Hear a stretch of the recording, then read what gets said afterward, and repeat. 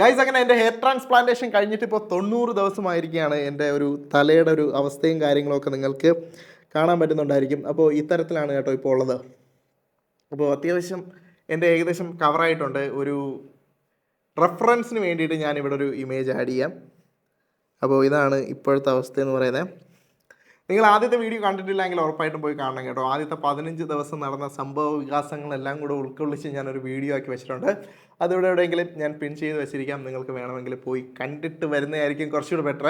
എന്തായാലും ആദ്യത്തെ 15 ദിവസങ്ങൾ കഴിഞ്ഞിട്ടുള്ള ഇതിൻ്റെ ഇടയിലുള്ള കുറച്ച് ദിവസങ്ങളുണ്ടല്ലോ, 90-നും 15-നും ഇടയ്ക്കുള്ള കുറച്ച് ദിവസങ്ങളിൽ നടന്ന സംഭവങ്ങളാണ് ഈ ഒരു വീഡിയോയിലൂടെ പറയുന്നത് കേട്ടോ. അപ്പോൾ ആദ്യത്തെ 15 ദിവസവും എനിക്ക് 10 ദിവസം ഭയങ്കര വേദനയായിരുന്നു. തലയിൽ ഞാൻ ഇന്നേ വരെ എക്സ്പീരിയൻസ് ചെയ്തിട്ടില്ല തരത്തിലുള്ളൊരു ഹെഡേക്ക് ആണോ, സത്യം പറഞ്ഞു കഴിഞ്ഞാൽ എനിക്ക് തലവേദന എന്ന് പറയുന്ന ഒരു സംഭവം ഇതുവരെ വന്നിട്ടില്ല. അപ്പോൾ ഇത് തലവേദനയുമായിട്ട് ബന്ധപ്പെടുത്തി വരുന്നതാണോ എന്ന് പറയാൻ പോലും എനിക്ക് സത്യം പറഞ്ഞാൽ അറിയില്ല കേട്ടോ. അപ്പോൾ അത്തരത്തിലുള്ളൊരു ഹെഡേക്ക് എനിക്ക് വന്നിട്ടുണ്ടായിരുന്നു. അത് ആദ്യത്തെ ഒരു 15 ദിവസം നീണ്ടു നിന്ന് കേട്ടോ. അപ്പോൾ ഈ നീണ്ടു നിന്ന ദിവസങ്ങളിൽ എനിക്കത് സത്യം പറഞ്ഞു കഴിഞ്ഞാൽ ആ 15 ദിവസം കഴിഞ്ഞപ്പോഴത്തേക്കും ഞാൻ പാടെ ഈ സംഭവം മറന്നു, വേദന എന്താണെന്നുള്ളത് പോലും ഇപ്പോൾ എനിക്ക് എങ്ങനെയാണെന്ന് പറയാൻ പറ്റുന്നില്ല. എന്നിരുന്നാലും ആ ഒരു വേദന എന്ന് പറയുന്നൊരു സംഭവം തന്നെയാണ് കേട്ടോ. ആ ഒരു വേദന ഉണ്ട്, ഇല്ല എന്ന് പറയാൻ വേണ്ടി പറ്റത്തില്ല. അപ്പോൾ ആ ഒരു സംഭവം അത് കഴിഞ്ഞുള്ള ദിവസങ്ങളിൽ 15 ഡേയ്സൊക്കെ കഴിഞ്ഞതിന് ശേഷം പിന്നെ പ്രധാനമായിട്ടും നമ്മളെ അലട്ടുന്നൊരു കാര്യം എന്ന് വെച്ച് കഴിഞ്ഞാൽ തല നമ്മൾ എങ്ങനെ നനയ്ക്കണം, അല്ലെങ്കിൽ എങ്ങനെ കുളിക്കണം. ഡെയിലി കുളിക്കുന്ന ഒരാളായതുകൊണ്ട് തന്നെ ഈ കുളിക്കുക എന്ന് പറയുന്ന സംഭവം എന്തായാലും ചെയ്തേ പറ്റുള്ളൂ. കഴിഞ്ഞ കുറച്ച് ദിവസങ്ങളായിട്ട്, ആദ്യത്തെ ഒരു 15 ദിവസത്തെ കുളിയൊക്കെ എന്ന് പറയുന്നത് വല്ലപ്പോഴും ഒക്കെ ചെയ്യാറുള്ളൂ. അതിൻ്റെ റീസൺ എന്ന് വെച്ച് കഴിഞ്ഞാൽ വെള്ളം നനയ്ക്കുന്നത് കുറച്ച് പ്രശ്നമുള്ള പരിപാടിയാണ്. പിന്നെ ഷാമ്പൂ ഇടുക, അങ്ങനെയുള്ളൊരു സംഭവങ്ങളൊക്കെ ഉണ്ട്.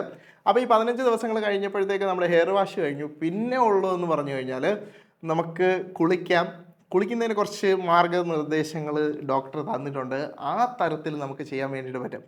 ഒന്നാമത്തേന്ന് വെച്ച് കഴിഞ്ഞാൽ ഷാമ്പു ഇടാൻ വേണ്ടിയിട്ട് പറ്റും.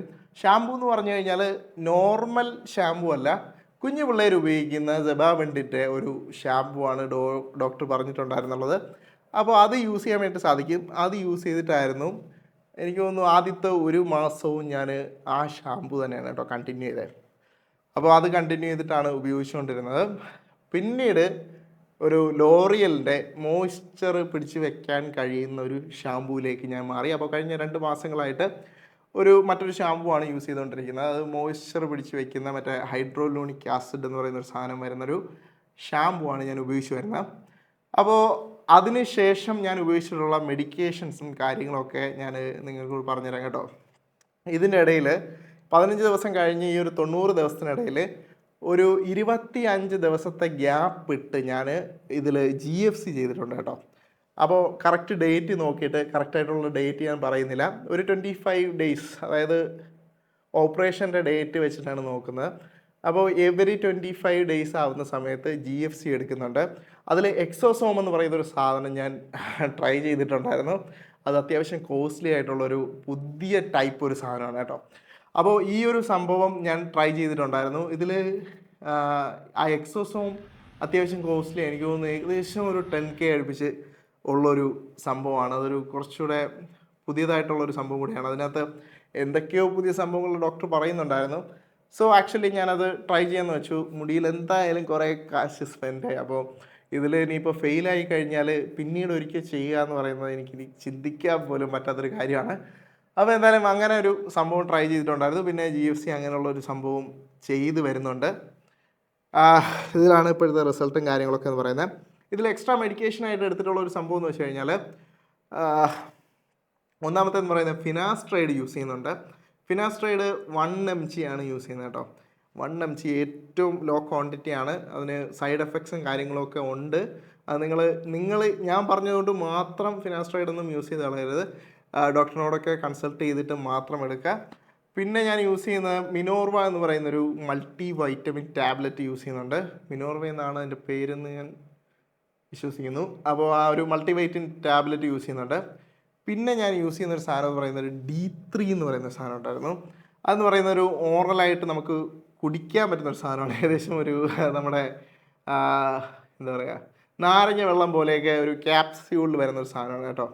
വൈറ്റമിൻ D3 വരുന്നൊരു സാധനമാണ്. അത് നമുക്കിങ്ങനെ പൊട്ടിച്ച് കുടിക്കാൻ പറ്റുന്നതാണ്. ഒരു 1-1.5 ആഴ്ച കൂടുന്ന സമയത്താണ് ഞാനത് കുടിക്കാറുള്ളത്.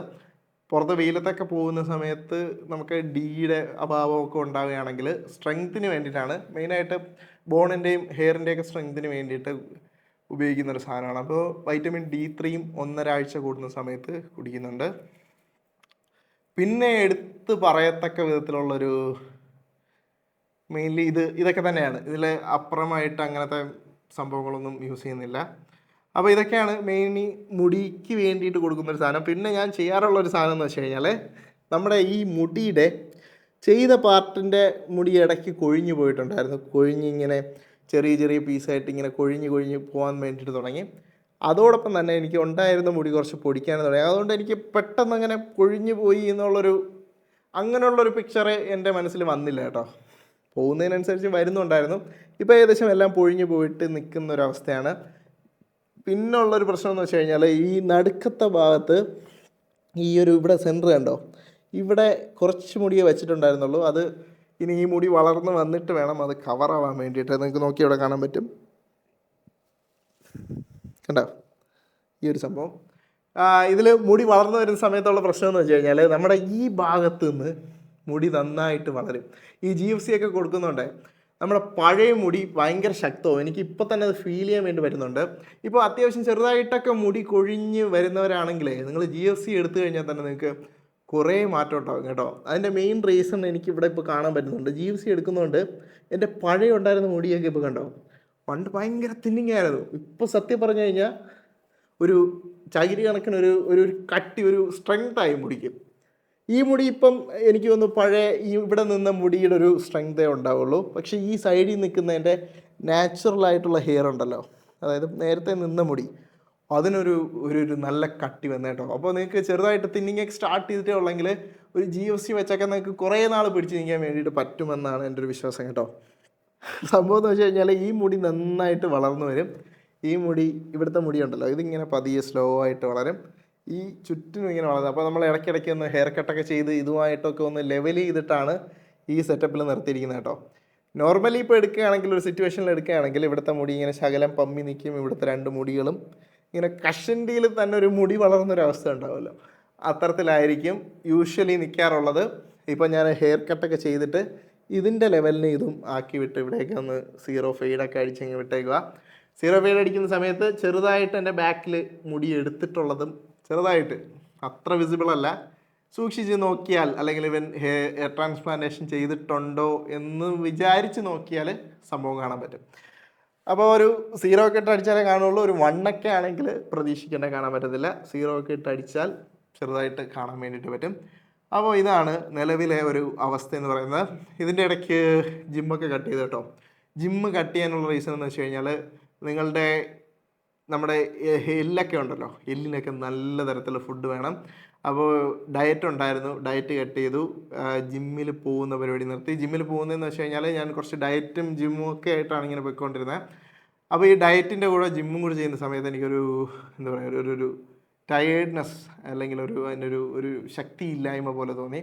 അപ്പോൾ ഞാനൊരു കഴിഞ്ഞൊരു 2 മാസമായിട്ട്, അല്ല ഇത് കഴിഞ്ഞതിന് ശേഷം ഞാൻ സത്യം പറഞ്ഞാൽ ഇടയ്ക്കൊന്ന് പോകാൻ ശ്രമിച്ചു. ലൈക്ക് ഒരു 3-4 ദിവസം ഒന്ന് പോയെന്ന് തോന്നും. ഇതിൻ്റെ ഇടയിൽ എനിക്ക് ഭയങ്കരമായിട്ട് ടയേർഡായിട്ട് എനിക്ക് അങ്ങോട്ട് ഒരു ചെയ്യാനുള്ളൊരു ശക്തിക്കുറവ്. അപ്പോൾ അതുകൊണ്ട് ഞാൻ അത് പതിയെ സ്റ്റോപ്പ് ചെയ്തു കേട്ടോ. അതായത് ജിമ്മിൽ പൊയ്ക്കൊണ്ടിരുന്ന സമയത്ത് ഇടയ്ക്ക് വെച്ചിട്ടാണ് ഈ പരിപാടി ചെയ്യുന്നത്. അപ്പോൾ എനിക്ക് അത് കഴിഞ്ഞപ്പോൾ ജിമ്മിൽ പോകണം എന്നുള്ളൊരു ആഗ്രഹം വന്നിട്ട് എനിക്ക് തോന്നുന്നു ഒരു 30 ദിവസം കഴിഞ്ഞതിന് ശേഷമാണ് ഞാൻ പോകുന്നത്. അപ്പോൾ 30ാമത്തെ ദിവസം പോയിട്ടുമ്പോൾ എനിക്കൊരു ഭയങ്കര ടയേർഡ്. എനിക്ക് അവിടെ പോയിട്ട് ഒരു നമുക്ക് ജിമ്മിൽ പോയിട്ട് ചെയ്യാൻ വേണ്ടിയിട്ടുള്ളൊരു ഹെൽത്ത് ഇല്ലാതെ പോലെ, കുറച്ച് ചെയ്യുമ്പോൾ തന്നെ ഒരു തലയിറക്കം പോലെയോ അങ്ങനെ എന്തൊക്കെയോ ഒരു ശക്തിയില്ലായ്മ തോന്നിയിട്ട് ഞാൻ പിന്നെ നിർത്തി കേട്ടോ. പിന്നെ ഞാൻ ഡയറ്റും കട്ട് ചെയ്തിട്ട് നല്ല ഫുഡ് അടിയായിരുന്നു കഴിഞ്ഞ 2 മാസമായിട്ട്. അപ്പോൾ കുറച്ച് ഹെൽത്തി ആയിട്ട് ബാക്കി കാര്യങ്ങളൊക്കെ ചെയ്യാനും അതുപോലെ തന്നെ നമ്മുടെ ആ ഒരു റിക്കവറി പ്രോസസ്സിനെ കുറേയധികം സഹായിക്കും കേട്ടോ. ഇതിൽ മെയിനായിട്ട് നിങ്ങൾ അറിയേണ്ട ഒരു കാര്യം എന്ന് വെച്ച് കഴിഞ്ഞാൽ, നമ്മൾ വിചാരിക്കും ഈ പുറത്തുള്ള സംഭവങ്ങളൊക്കെ ഉണങ്ങി എല്ലാം കഴിഞ്ഞു എന്ന് വിചാരിക്കുന്നുണ്ടെങ്കിലും ഈ ത്വക്കിനകത്ത് ചെറിയ ചെറിയ മൈന്യൂട്ടായിട്ടുള്ള മുറിവുകൾ അകത്ത് ഹീലിംഗ് പ്രോസസ്സിലായിരിക്കും ഈ ഒരു 1.5 മാസത്തേക്ക്.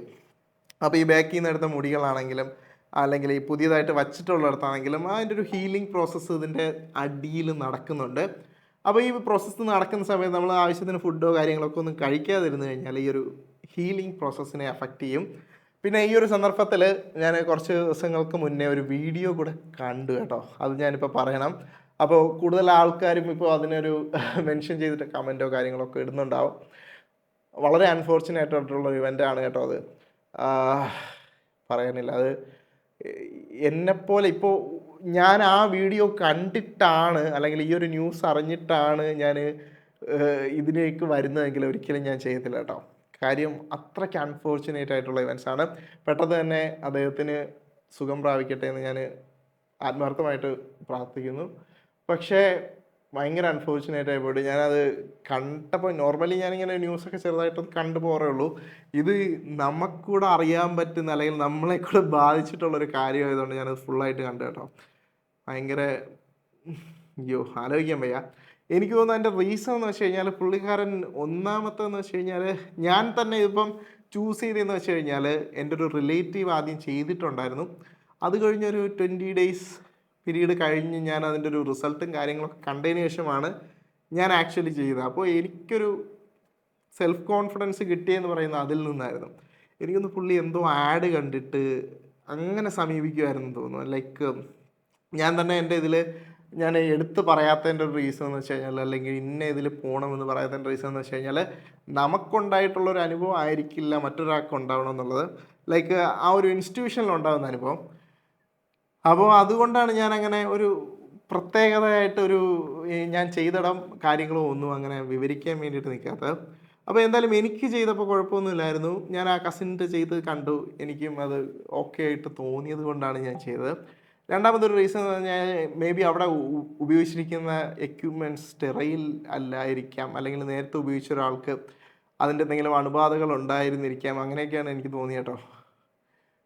ഇതിൻ്റെ ഒരു റീസൺ എനിക്ക് പിന്നീട് എൻ്റെ ഈ തലമുടി ചെയ്ത സമയത്ത് ഡോക്ടർ പറഞ്ഞ ഇപ്പോൾ ആലോചിക്കുന്നുണ്ട് കേട്ടോ.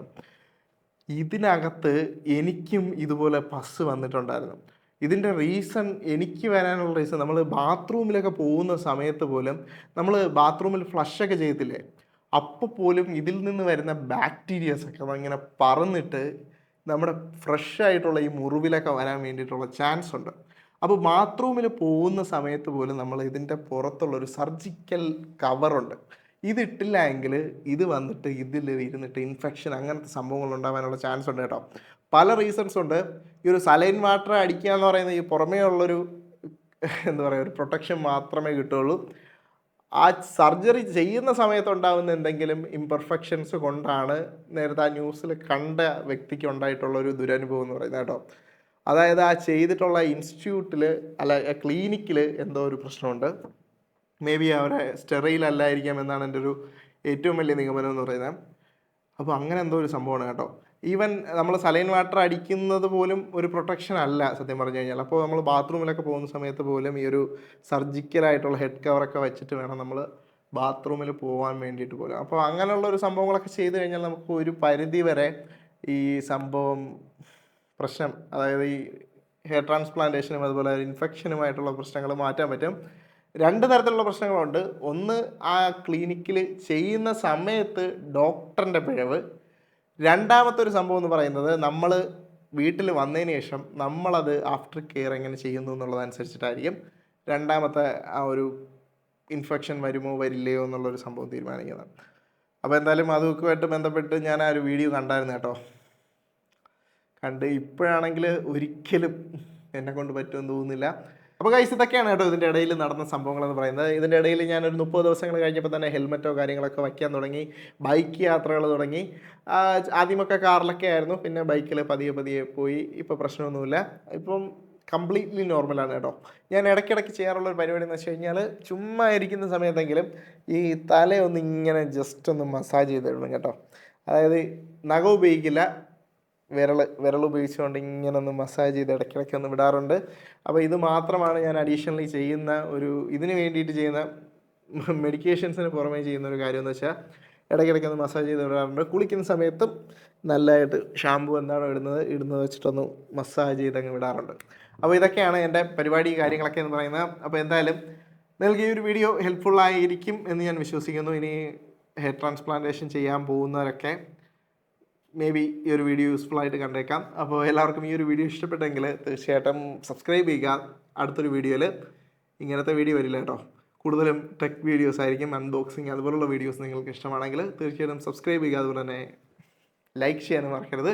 അടുത്തൊരു വീഡിയോയിൽ കൂടുതൽ ഇൻട്രസ്റ്റിംഗ് ആയിട്ടുള്ള മറ്റൊരു വീഡിയോയുമായിട്ട് വരുന്നവരെ ബൈ ഗൈസ്.